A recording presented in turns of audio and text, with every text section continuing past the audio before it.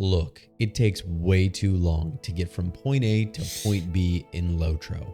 I love the world as much as anyone, but hate wasting hours just trying to get to my fun.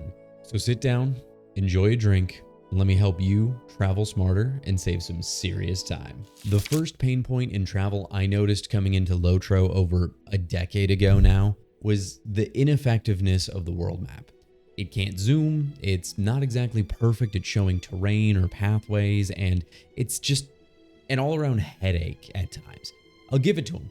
It's a very realistic fantasy map when we consider Gondor didn't exactly have Google Maps. But while it's a bit of a headache, I do have some great pieces of advice for you to optimize your questing. I'm laying your travel foundation with these first two pieces of advice, then we're going to get to some serious crazy time-crushing stuff. When you're questing, I'm sure you've noticed the quest areas that pop up based on your tracked quests on the map and your ability to turn them on and off as well as change their colors. But there's one great reason to check this map more often when questing that took me quite a while to realize, and you may not have noticed it yet either. Most of the time, the area you need to be in for a quest won't change.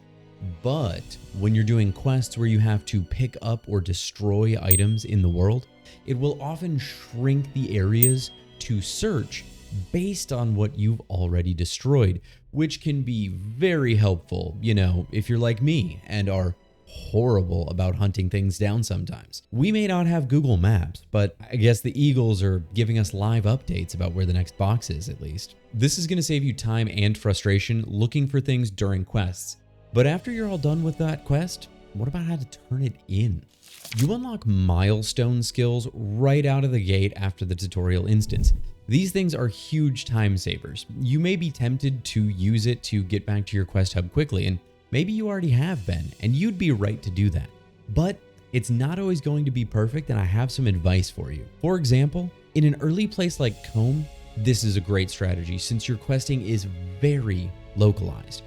But when we get to a later place like Moria, for example, it can be much more beneficial if we have only one milestone skill to bind it to a place like the 21st Hall, since it's the largest hub in the expansion zone and it has travel either directly or very quickly directly to every other major quest hub. Our epic journal bounces us all over the place at times, but we have the best of both worlds if we purchase an additional milestone skill on the Lotro store. So you can unlock up to 11 of them, each for 350 Lotro points. An important thing to remember about them though is these purchases are for a single character only, which does kind of suck. I personally love having two on my main guardian. When I'm actively questing, I typically keep one bound to the major settlement in the expansion area, and one I keep moving with me as I follow my epic quests or wherever my daily quests are once I'm all caught up. The slightly unfortunate thing is that they do share a cooldown with each other, but we can purchase the Expedient Traveler and Hurried Traveler buffs for 495 Lotro points each. Again, these are for an individual character. But even without those, you're often saving around 5 minutes an hour when you're actively questing and using your return to skills when they're off cooldown to turn in quests. Sometimes it's less, sometimes it's a bit more though. Now that might not sound like a ton, but if I asked you if you wanted a free extra hour for every 12 hours of your time spent in the game, you'd absolutely say yes. And we can also get a bunch of teleportation abilities that are similar to this, but don't share a cooldown with these that we're going to touch on later in this video. But sometimes you need to cover a lot of ground in different directions or just when your milestone is on cooldown, which is where our biggest hero and final foundational point of travel comes into play. The biggest hero in Middle-earth is not Sam, it's not Frodo, Aragorn, or even Gandalf. No. It's the humble stable master. These everyday unsung heroes are going to save you tons of time. Anytime you're coming into a new area on the map, you always want to seek out and talk to the stable master to add them to your map so you can travel between them at will whenever you need to. Now, as a new non-VIP player, you're going to notice each stable master is limited to essentially the next closest stable masters that are connecting to it, and you don't have access to swift travel. For example, let's say you need to go visit Elrond in Rivendell, which you'll be doing tons during your Volume 1 storyline. Starting from South Bree, you need a ride to 2 stopping points along the path in the Lone Lands before finally taking the final ride into Rivendell. You can see how if you missed a single stable master, that would be frustrating. But even worse than that, that entire trip with normal stable masters is gonna take you about 17 minutes in real life. But with swift travel, it takes 1 click from South Bree stables and less than 30 seconds. That's a massive difference that's gonna save you hours of your life every week that you play this game. Now, early on in your adventures, you shouldn't need to do a lot of backtracking. But once you get started out of Breeland and following the epic books around, this time is going to start adding up. Swift travel is unlocked by purchasing a VIP membership, which does cost real money. But the really cool thing about swift travel is you don't even have to keep VIP membership if you can't or don't want to continue it. Any character that you log into as a VIP member will permanently unlock swift travel, no matter your future subscription status, at least at the time of this recording. Your account will have premium status forever after that as well, which means you can have up to 10 characters. As long as you create and log into 10 characters before your 1-month subscription ends, you'll have no issues with travel for a really long time. But the insane part is that while swift travel is a huge time saver, there's one more massive time saver to cover at the end that can be even more powerful, and the game does a really bad job of showing you this. But since it's more niche, I want to cover 2 more powerful general travel topics, especially since depending on your race, you can completely miss one of these, and it's going to massively affect your gameplay. You also have access to your own mounts in Lotro, so we need to talk about upgrading them, and for a few of you, even how to unlock it. Because you're supposed to unlock it during your tutorial, but it is possible to miss it. And in a poor game design choice, Bjornings, High Elves, and Stout Axes can't even get it from doing their intros that they programmed into the game. You'll need to go to the blacksmith shop in Mossward in Cardolan if you miss out during your tutorial. If you have swift travel unlocked, you can go directly there from Salandim, Mikkel Delving, Thorin's Gate, and West Bree. But what if you're not a VIP? Well, at level 6, you get a gift for a starting adventurer, which will give you a writ of special passage. That unlocks swift travel for an hour on your character when it's used. You can also use a mithril coin, and if you used up your writ and don't want to use mithril coins, you're just gonna have to hoof it, which can be quite dangerous at low levels and pretty time consuming. Now at level 5, you are given a gift pack that gives you a horse whistle that will summon a horse for you that doesn't need riding skills. But while it is an average mount going 62% speed, it only lasts you 24 hours. So once you have at least 500 silver, you should absolutely head north of Breetown to Hengstacer Farms to grab a much faster 62% mount from them, so you can cruise in style and speed.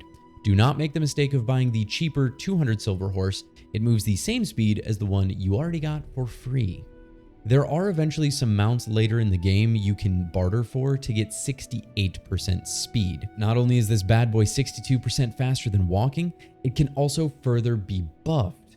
On the Lotro store, you see, you can purchase apprentice riding for either a character or your entire account to increase all of your mount speeds to 68%, as well as just have the riding skill unlocked. But then after that, journeyman riding can be purchased on top of that, which further boosts it to 78%. But these aren't massive buffs over normal riding, and they are pretty expensive.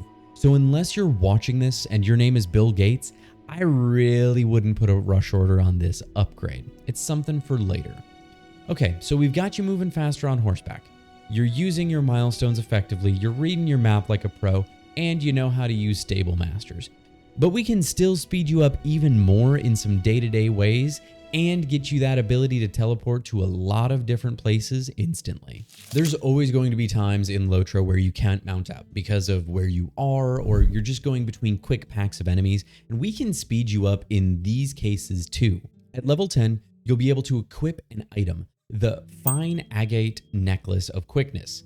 This will boost your out-of-combat run speed by 8% for extra distance on all those little dashes. This item can be made by jewelers, and you can either level up your own or try to find one to help you out, or you can check the auction hall. You can use this for as long as you like, keeping both it and a more high-level necklace in your inventory that you can swap to when you're doing much more difficult content than just questing and deed farming, right? But if that's too much hassle for you, there's also many more items like this out there, including some that you'll earn through just doing the main storyline eventually, like Halbarad's Trust Necklace from Volume 1, Book 15 of the Epic Story. Then, after level 70, you can also start purchasing or making your own cups of Superior Second Breakfast Blend coffee, which gives you 10% out of combat run speed. But there's even more options out there for run speed boosting. High Elves can get a racial trait that gives them a 10% out of combat run speed buff. Hunters can use Find the Path for anywhere from 15 to 30% out of combat run speed bonus. Wardens get a 38% buff from Forced March, but Bjornings have the largest single buff at 68% peaceful movement speed, though it does limit their combat options and there's a delay as they switch out of it. There's also Tomes of Speed out there that increase your movement on the Lotro store or as a random reward at times from the Daily Hobbit login gifts.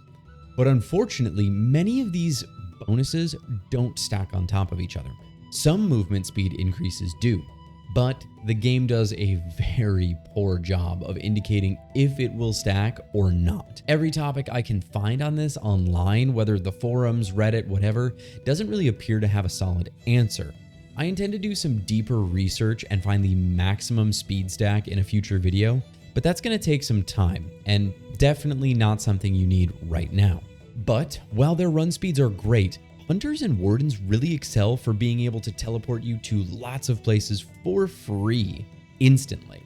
Most importantly being Rivendell, which you're going to be going to a lot until you get past Volume 1 of the Epic Book and into the Mines of Moria. Now, in addition to milestone skills, each race has a Return To ability specific for their racial start zone. There are also ones for specific quest hubs in the base game and further expansions. Many of these Return To abilities can be earned through reputation grinding and deeds. They all share a cooldown with each other, but not with milestone skills. These teleports are going to save you tons of time as your total map area increases as you increase your level. But on top of this, Wardens and Hunters get a bunch of unique ones that can help you skip tons of back and forth between level 20 and 50. Hunters get their own class versions of these called Guide To, and Wardens get them called Muster To. They have most of the same destinations available as the game opened up, but Hunters can guide their fellowship members who are close to them, while Wardens can only bring themselves. Now, here's the difference. Between level 22 and 50, Hunters gain the ability to go to Mickle Delving, Thorin's Hall, Bree, Estelden, and Rivendell, all for free. That's 3 main starter areas and 2 main quest hubs that you'll be returning to for a ton of the first volume of the Epic Storybook. But comparatively, between level 26 and 50, Wardens gain the ability to muster to Ostgaruth, Estelden, Evendim, and Rivendell, all for free. That's 2 main quest hubs and 2 smaller quest hubs. All their other muster to and guide to skills are all the same as the Return To in the fact that they need to be reputation farmed or rewarded by deeds, and there aren't any unique ones between the 2 classes. But I think Hunters have the best starter setup, and they have a lot more going for them, as well as being able to teleport to campfires and being a much simpler but fun and effective class for beginners and more. But look, this travel stuff just barely scratches the surface of this massive MMO. you need to check out this video right here, where I break down landscape difficulty, crafting basics, conquering inventory management hell, and more as a beginner.